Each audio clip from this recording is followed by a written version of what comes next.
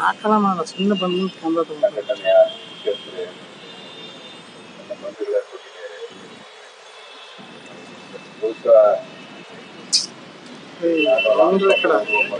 ಬಂದ್ರಿ ಅವ್ರು ಹೋದ್ಮೇಲೆ ಬಂದ್ಮೇಲೆ ಹೋಗಿ ಬಾರಪ್ಪ ಹೋಗ್ತಾಳೆ ಅವ್ನು ಹಾಕೋದಷ್ಟಲ್ಲಿ. ಅಂದ್ರೆ ನಿಮ್ಮ ಮಾತಿಗೆ ಎಲ್ಲೋ ಒಂದು ರೀತಿಯಾದಂತಹ ನಾನು ಸಹಮತಿ ಇದೆ ಇಲ್ಲ ಅಂತ ಅದನ್ನ ನಾನು ಯಾವಾಗಲೂ ಕೂಡ ನಾನು ಈ ಭೂಗಳ ವಿರುದ್ಧ ನಾನು ಬಹಳ ಎಲ್ಲರಿಗೂ ಕೂಡ ನಾನು ಕ್ಷೇತ್ರದಲ್ಲೂ ಕೂಡ ಹೋರಾಟ ಮಾಡ್ಕೊಂಡು ಬಂದಿದ್ದೇನೆ. ಇದು ನಿರಂತರವಾಗಿ ನಡೀತಲೇ ಇದೆ. ಆದರೆ ಯಾರು ಕೂಡ ಜೈಲಿಗೆ ಹೋಗಲಿಲ್ಲ. ಅವ್ರು ಎಲ್ಲಿರ್ಬೇಕಾದ್ರೆ ನಮ್ಮನೆಯಲ್ಲೇ ಇದ್ದಾರೆ. ಅದು ನಿಜ, ನಾನು ಹೋಗ್ತೇನೆ. ಆದರೆ ಇತ್ತೀಚಿನ ದಿನಗಳಲ್ಲಿ ನಾನು ಸರ್ಕಾರದ ಪ್ರತಿನಿಧಿಯಾಗಿರತಕ್ಕಂಥದ್ದಲ್ಲ. ಬಹುಶಃ ಪ್ರಜಾಪ್ರಭುತ್ವದಲ್ಲಿ ಈ ರೀತಿಯಾದಂತಹ ಹೋರಾಟಗಳು ಸರ್ಕಾರವನ್ನ, ಜನರನ್ನ ಒಂದು ನ್ಯಾಯಾಲಯಗಳನ್ನ ಎಚ್ಚರಿಸತಕ್ಕಂಥ ಒಂದು ರೀತಿಯಲ್ಲಿ ಕೂಡ ಇದೆ. ಈಗಾಗಲೇ ಒಂದ್ ಕಡೆ ನ್ಯಾಯಾಲಯದಲ್ಲಿ ಪ್ರತಿನಿತ್ಯ ಪ್ರತಿ ಹಿಯರಿಂಗ್ ಹಿಯರಿಂಗ್ ಮಾಡಿ ಏನಾಯ್ತು ಅಂತಕ್ಕಂಥದ್ದು ಕೂಡ ತಾಕೀತನ್ನು ಕೂಡ ಮಾಡ್ತಾ ಇದ್ದಾರೆ. ಸರ್ಕಾರದ ಮೇಲೆ, ಅಧಿಕಾರಿಗಳ ಮೇಲೆ ಕೋರ್ಟ್ನವರು ಈಗಾಗಲೇ ಸಾಕಷ್ಟು ರೀತಿಯಲ್ಲಿ ಶಿಕ್ಷೆಪ್ ಅಂತಕ್ಕಂಥ ರೀತಿಯಲ್ಲಿ ಅದನ್ನ ಮಾತನ್ನು ಕೂಡ ಆಡಿದ್ದಾರೆ. ಇದರ ಜೊತೆಯಲ್ಲಿ ನಾವು ಅದಕ್ಕೆ ಕಾನೂನು ಇರ್ತಕ್ಕಂಥ ಕಾನೂನುಗಳು ಸಾಕಷ್ಟು ಇದ್ದಾವೆ, ಇಲ್ಲ ಅಂತ ಅನ್ನೋದಲ್ಲ. ಆ ಕಾನೂನಿನಲ್ಲಿ ಅಡಿನಲ್ಲಿ ರೂಲ್ ಆಫ್ ಲಾ ಅಂತಕ್ಕಂಥದ್ದು ಇದೆ ನಮ್ಮಲ್ಲಿ. ಅದರಲ್ಲಿ ಕೆಲಸ ಆಗ್ಬೇಕಾಗಿರ್ತಕ್ಕಂಥದ್ರಲ್ಲಿ ಎಲ್ಲೋ ಒಂದು ಕಡೆ ವಿಳಂಬ ಆಗಿದೆ, ಅದು ಶಾಮೀಲಾಗಿದೆ ಅಂತಕ್ಕಂಥದ್ದು ಮೇಲ್ನೋಟಕ್ಕೆ ಗೊತ್ತಾಗ್ತದೆ. ಅದನ್ನ ನಾವು ತ್ವರಿತವಾಗಿ ಅದಕ್ಕೆ ಗಮನ ಹರಿಸಿ ಈಗಾಗಲೇ ನಾವು ಅಧಿಕಾರಿಗಳ ಮಟ್ಟದಲ್ಲಿ ಮುಖ್ಯಮಂತ್ರಿಗಳು ಕೂಡ ಅನೇಕ ಸಭೆಗಳನ್ನು ಮಾಡಿದ್ದಾರೆ. ಮಾಡಿ ಇದಕ್ಕೆ ಈ ಹೋರಾಟಕ್ಕೆ ಪರೋಕ್ಷವಾಗಿ ಬೆಂಬಲ ಅವ್ರನ್ನ ಒಂದು ಹೊರಗಡೆ ಹಾಕಬೇಕು ಅಂತಕ್ಕಂಥ ಮಾತನ್ನು ಕೂಡ ಹೇಳಿದ್ದಾರೆ. ನಾನು ಸರಣಿ ಕೂತಿದ್ದು ಗೊತ್ತಾಯ್ತು. ನಾನು ಆಗ್ಲೇ ಬರ್ಬೇಕು ಅಂದ್ಕೊಂಡಿದ್ರು. ನಾನು ಸರಣಿ ಕೂತು ತಕ್ಷಣ ಬರ್ಬೇಕು ಅಂತಿದ್ದೆ.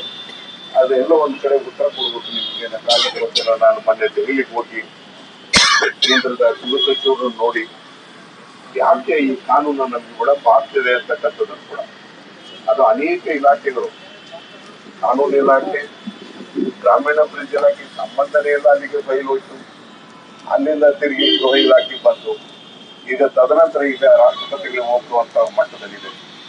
ಅದನ್ನ ನಾನು ಕಂಟಿನ್ಯೂಸ್ ಆಗಿ ಫಾಲೋ ಅಪ್ ಮಾಡಿ ಇವತ್ತು ಆ ಮಟ್ಟಕ್ಕೆ ತಲುಪಿಸಿ ಅದನ್ನ ಆ ಉತ್ತರವನ್ನ ನಿಮ್ಗೆ ಹೇಳ್ಬೇಕು ಅನ್ನೋ ಕಾರಣಕ್ಕೋಸ್ಕರ ನಾನು ಇವತ್ತಿನ ಬಂದಿದ್ದೇನೆ. ನಾನು ನಿಮ್ಗೆ ಸಮಾಧಾನ ಪಡಿಸ್ಬೇಕು ಅಂತಲ್ಲ, ನಿಮ್ಮ ಪ್ರಯತ್ನದಲ್ಲಿ ನಾವು ಕೂಡ ಪ್ರಯತ್ನವನ್ನು ಮಾಡ್ತಾ ಇದ್ದೀವಿ. ನಾನೀಗ ಬರ್ಬೇಕಾದಾಗ ನಮ್ಮ ಅಧಿಕಾರಿಗಳಿಗೂ ಕೂಡ, ನಮ್ಮ ಪ್ರಧಾನ ಕಾರ್ಯದರ್ಶಿ, ಕಂದಾಯ ಇಲಾಖೆ, ನಮ್ಮ ಕಮಿಷನರ್ CBSE, ನಮ್ಮ ಲೆಜಿಸ್ಲೇಟಿವ್ ಸೆಕ್ರೆಟರಿ ಎಲ್ಲರೂ ಕೂಡ ಕರ್ಕೊಂಡು ಬಂದಿದ್ದಾರೆ ಇವತ್ತು. ಬಹುಶಃ ಇವತ್ತು ನಿಮ್ಮ ಮಾತನ್ನು ಕೂಡ ಅವರೆಲ್ಲರೂ ಕೂಡ ಕೇಳಬೇಕು ಮತ್ತು ಪ್ರಭಾವಿತರಾಗಬೇಕು.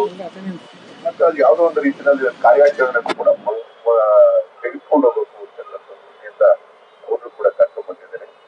ನಾನು ಒಂದು ಮಾತನ್ನು ಹೇಳ್ತೀನಿ. ನಾನು ರಾಮಸ್ವಾಮಿ ಅವರ ಭಾಷಣ ಅಷ್ಟೊಂದೇ ಕೇಳ್ತಿದ್ದೆ. ಬಹಳ ವರ್ಷಗಳಾದ ಮೇಲೆ ಇವತ್ತು ಇಲ್ಲಿ ಕೇಳುವಂತ ಪರಿಸ್ಥಿತಿ ಬಂದೋಯ್ತು, ಬೀದಿನಲ್ಲಿ ಕೇಳುವಂತ ಮಟ್ಟಕ್ಕಾಯ್ತು. ಅದು ಇರ್ಲಿ. ಆದ್ರೆ ಅವರು ಸದನ ಸಮಿತಿಯ ಸದಸ್ಯರ ಅಧ್ಯಕ್ಷರಾಗಿ ಬಹುಶಃ ಈ ವರದಿಯನ್ನ ಕೊಡದಲ್ಲೇ ಇದ್ದಿದ್ರೆ ಈ ಅವೇರ್ನೆಸ್ ನ ತರೋದಕ್ಕೆ ಸಾಧ್ಯ ಆಗ್ತದೆ. ಅದೇ ರೀತಿಯಲ್ಲಿ ಬಾಲಸುಬ್ರಹ್ಮಣ್ಯ ಅವರ ವರದಿನೂ ಕೂಡ ಅದು ವಿವಾದಾತ್ಮಕ ಅಂತಕ್ಕಂಥ ವರದಿಯನ್ನು ಮಾಡಿದ್ರು ಕೂಡ ಅದರಲ್ಲಿ ಮಾಹಿತಿ ಅಂತೂ ಇದೆ ಅಂತಕ್ಕಂಥದ್ದನ್ನ ನಾವು ಎಲ್ಲ ಅಲ್ಲಿಗಡೆ ಹೋಗ್ತಿರ್ಲಿಲ್ಲ. ಆ ಮಾಹಿತಿನೂ ಕೂಡ ಇದೆ. ಈ ಎರಡನ್ನ ಅದನ್ನ ಆಧಾರವಾಗಿ ಇಟ್ಕೊಂಡು ಈಗ ಕೋರ್ಟ್ನವರು ಕೂಡ ಇವತ್ತು ನಮಗೆ ಡೇ ಟು ಡೇ ಬೇಸಿಸ್ ಮೇಲೆ ಅದನ್ನ ಮಾನಿಟರ್ ಕೂಡ ಮಾಡ್ತಿದ್ದಾರೆ. ನಾನು ಇಷ್ಟು ಮಾತ್ರ ಹೇಳ್ಬಂದೆ, ನಾನು ಆದಷ್ಟು ಬೇಗ ಅಂದ್ರೆ ಇದು ಸರ್ವೇ ಸಾಮಾನ್ಯವಾಗಿ ಎಲ್ಲ ಮಂತ್ರಿಗಳು ಹೇಳೋ ರೀತಿಯಲ್ಲಿ ನಾನು ಹೇಳೋದಕ್ಕೋಸ್ಕರ ಬಂದಿಲ್ಲ. ನಾವು ಈ ವಿಚಾರದಲ್ಲಿ ದೊರಸ್ವಾಮಿ ಅವರು ಒಂದು ಮಾತನ್ನು ಹೇಳಿದ್ರು, ಬಹುಶಃ ಒಂದು short term and long term ಅಂತ ಹೇಳಿ ಒಂದು ಪ್ರೋಗ್ರಾಮ್ ಹಾಕಿ ಅಂತ ಹೇಳಿ, ಬಹುಶಃ ಅದ್ರ ಬಗ್ಗೆ ನಾನು 2 ದಿವಸದಲ್ಲೇ ನಾನು ಇನ್ನೊಂದು ಸಾರಿ ಮುಖ್ಯಮಂತ್ರಿಗಳನ್ನ ಒಪ್ಪಿಗೆಯನ್ನು ಪಡೆದು ಈಗ ಒಂದು ಸಭೆಯನ್ನು ಕೂಡ ಮಾಡಿ ನಾವು ಆ ವರದಿಯಲ್ಲಿ ಶಾರ್ಟ್ ಟರ್ಮ್ ಏನ್ ಮಾಡ್ಬೋದು, ಲಾಂಗ್ ಟರ್ಮ್ ಏನ್ ಮಾಡ್ಬೋದು ಅಂತಕ್ಕಂಥದ್ರ ಬಗ್ಗೆ ವಿಮರ್ಶೆ ಮಾಡಿ ಖಂಡಿತವಾಗ್ಲೂ ಕ್ರಮ ತೆಗೆದುಕೊಳ್ತೇನೆ ಅಂತಕ್ಕಂಥ ಮಾತನ್ನು ಕೂಡ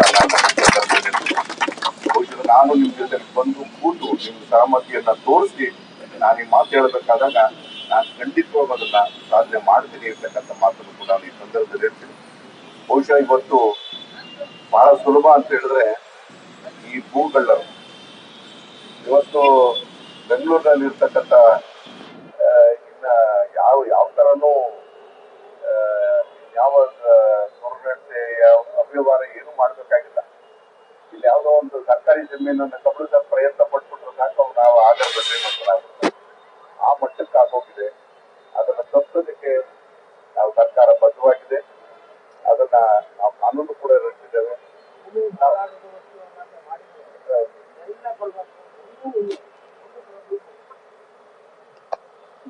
ಅದನ್ನ ಆ ದಿಸೆಯಲ್ಲಿ ನಾನು ಕಾರ್ಯೋನ್ಮುಖ ಆಗ್ತೇನೆ ಅಂತಕ್ಕಂಥ ಆಶ್ವಾಸನೆಯನ್ನ ನಾನು ಕೊಡೋದಕ್ಕೆ ಮಾತ್ರ ನಾನು ಇಷ್ಟಪಡ್ತೇನೆ. ಆದ್ರೆ ಇದೇ ದಿವಸದಲ್ಲಿ ಮಾಡ್ಬೇಕು, ಹೀಗೆ ಮಾಡ್ಬೇಕು ಅಂತಕ್ಕಂಥ ಅಭಿಲಾಷೆ ನಾನು ಇದ್ರೂ ಕೂಡ ಅದು ಕಾನೂನಿನ ಇತಿಮಿತಿ ಮತ್ತು ಅಧಿಕಾರಿಗಳ ಸಹಕಾರದಿಂದ ಮಾಡಬೇಕಾಗ್ತದೆ. ಅದಕ್ಕೆ ಎಲ್ಲ ರೀತಿಯ ಪ್ರಯತ್ನವನ್ನು ನಾನು ಮಾಡ್ತೇನೆ ಅಂತಕ್ಕಂಥ ಮಾತನ್ನು ಕೂಡ ನಾನು ಈ ಸಂದರ್ಭದಲ್ಲಿ ಹೇಳಿ ನಾನು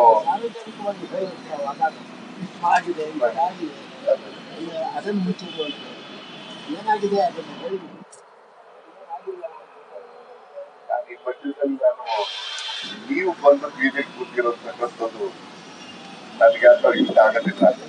ದಯಮಾಡಿ ಇದನ್ನ ನೀವು ಮುಕ್ತಾಯಗೊಳಿಸಿ ನೀವು ಬಂದು ನಮ್ಮ ಜೊತೆ ಕೂತು ಸಹಕಾರ ಕೊಟ್ಟರು ಬಹಳ ಒಳ್ಳೇದು ಅಂತ ಹೇಳಿ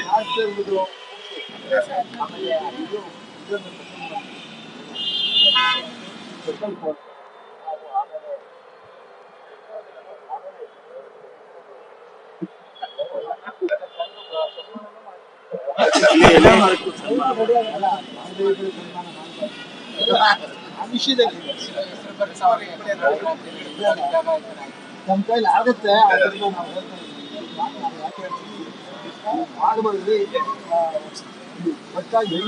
ಇಲ್ಲ. ಬಹುಶಃ ಸ್ಪೆಷಲ್ ಕೋರ್ಟ್ ಆಗೋದು ನನ್ನ ಲೆಕ್ಕದಲ್ಲಿ ನಂದು 15 ಜನ ತಿರುಗಿ ನಾನು 28ನೇ ತಾರೀಕು ಬೇರೆ ಕೆಲಸ ಇದೆ. ಅವತ್ತು ಕೂಡ ನಾನು ರಾಷ್ಟ್ರಪತಿ ಅಪಾಯಿಂಟ್ಮೆಂಟ್ ಕೂಡ ತಗೊಂಡಿದ್ದೇನೆ. ಏನಾದ್ರೂ ಮಾಡಿ ಅದನ್ನ ಕ್ಲಿಯರ್ ಮಾಡ್ಕೊಂಡ್ಬಂದು ಉದ್ದೇಶ ನನಗಿದೆ. ನಾನು ಆದಷ್ಟು ಬೇಗ ಅದಕ್ಕೆ ಪ್ರಯತ್ನ ಮಾಡ್ತೀನಿ ಅಂತಕ್ಕಂಥ ಮಾತನ್ನ ಹೇಳಿ ದಯಮಾಡಿ ನೀವು ಈ ತಾಲೂಕು ಮಾಡಿದ್ರೆ ಒಳ್ಳೇದು. ನಮ್ಮ ಮಾತಿನ ನಂಬಿಕೆ ಇಟ್ಟು ಖಂಡಿತವಾಗ್ಲೂ ನಿಮ್ಮ ಈಗ ನಿಮ್ಮ ಮನಸ್ಸಲ್ಲಿರೋದು ನಿಮ್ಮ ಹೋರಾಟ ಎಂಥದ್ದು ಅಂತಕ್ಕಂಥದ್ದು ನಾವು ಅರ್ಥ ಮಾಡ್ತೀನಿ. ನಾವು ಆ ದಿವಸದಲ್ಲಿ ಖಂಡಿತವಾಗ್ಲೂ ಮುಂದುವರಿತೀವಿ.